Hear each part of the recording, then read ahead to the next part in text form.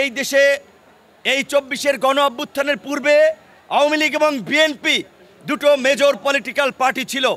আওয়ামী লীগ আজকে গণ অভ্যুত্থানের মধ্যে দিয়ে মানুষের কাছে প্রত্যাখ্যান হয়েছে, কিন্তু আওয়ামী লীগের দেশব্যাপী একটা সমর্থন আছে এবং সকলে শেখ হাসিনার এই ফ্যাসিবাদী শাসন ব্যবস্থাকে সমর্থন করে নাই।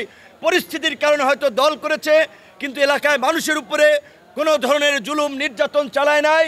আমি বিএনপি, জামাত, গণ অধিকার, এনসিপি সকল রাজনৈতিক দলকে আহ্বান জানাবো, আওয়ামী লীগের সাধারণ নেতা কর্মী যারা রাজনীতি করতে চায় তাদেরকে আমরা সব দলে জায়গা করে দেব। কিন্তু আওয়ামী লীগের ভাই বোনদের উদ্দেশ্যে একটা কথা বলতে চাই, ওই বিদেশে আরামায়েশে হাজার কোটি টাকা নিয়ে পলাতক থেকে যারা আপনাদেরকে এখানে ককটেল মারার স্পন্সর করছে, যারা রেল লাইনে নাশকতা করার স্পন্সর করছে, তাদের কথায় রাস্তায় নেমে নিজেদের জীবনে অন্ধকার ডেকে আনবেন না। ৭৫-এর পরে যেমন আওয়ামী লীগ ২১ বছর পরে ক্ষমতার মুখ দেখেছিল, এই ২৪-এর গণ অভ্যুত্থানের পরে ২১ নয় ৪১ বছরেও রাজনীতিতে আর দাঁড়াতে পারবে না। কাজেই আওয়ামী লীগের মরা গাঙ্গে নৌকা বাবার চেষ্টা করে লাভ নাই। আমরা সকলকে সতর্ক করে দিচ্ছি, যেমনিভাবে ডিএমপি কমিশনার, সিএমপি কমিশনার ওয়্যারলেসে হোক, ডাইরেক্ট হোক, ইনডাইরেক্ট হোক নির্দেশ দিয়েছে, ওই ফ্যাসিবাদী শক্তি নাশকতা করলে, ককটেল মারলে সাথে সাথে গুলি করার। আমরাও পুলিশ প্রশাসনকে অনুরোধ জানাবো, এই গণ অভ্যুত্থানের জুলাই স্মৃতিস্তম্ভে সারা দেশে এই দুষ্কৃতিকারীরা আগুন দিচ্ছে, তারা যদি এই ধরনের অগ্নি সন্ত্রাস করে অবশ্যই আপনারা তাদেরকে গুলি করবেন। এটা আমরা ফ্যাসিবাদের ঠিকানা এই বাংলায় হবে না, শেখ হাসিনার ঠিকানা এই বাংলায় হবে না।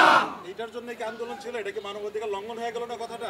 এখন একটা মানুষকে গুলি করার নির্দেশ দিতে পারে রাইট, যারা যাত্রী বোঝাই বাসে ককটেল মেরে, পেট্রোল বোমা মেরে মানুষ মারতে চাবে, সেই মানুষের বাঁচার অধিকার আছে, আত্মরক্ষার অধিকার আমাদের সাংবিধানিক অধিকার। নিরীহ কোনো মানুষকে কেউ যদি মিছিল মিটিং করে তাদেরকে গুলি করার জন্য প্রশাসন বলে নাই, বলছে যাদের হাতে ককটেল আছে, যারা বোমা মারতে চায়, নাশকতা করতে চায়, তাদেরকে গুলি করার। এবং অবশ্যই পুলিশের গুলি করার ধরন আছে, পায়ে গুলি করবে, হাতে গুলি করবে, কারণ এই অপশক্তির হাত থেকে দেশকে রক্ষা করার জন্য এখন যদি প্রশাসন এবং রাজনৈতিক দল সম্মিলিতভাবে কঠোর না হয়, তাহলে আগামীতে নির্বাচন হবে না। আর এই নির্বাচন না হলে দেশে আরেকটি 1-11 তৈরি হবে। আরেকটি 1-11 হলে এই গণ অভ্যুত্থানের শক্তিসহ পুরো দেশবাসীর উপরে একটা নতুন বিপর্যয় নেমে আসবে। তাই আমরা ভবিষ্যতে কোনো 1-11 হতে দেব না, ওই অপশক্তিকেও মাথাচাড়া দিতে দিব না। আমরা ফেব্রুয়ারিতে জাতীয় নির্বাচনের জন্য সমস্ত রাজনৈতিক দল এখন প্রচার প্রচারণা, গণসংযোগে আগামীতে একটি অবাধ, সুষ্ঠু, নিরপেক্ষ নির্বাচন করার জন্যই রাজনৈতিক দলসমূহকে নিজেদের মধ্যে আলাপ আলোচনার মাধ্যমে একটি লেভেল প্লেয়িং ফিল্ডের পরিবেশ সকলকে সৃষ্টি করার জন্য অনুরোধ জানাই।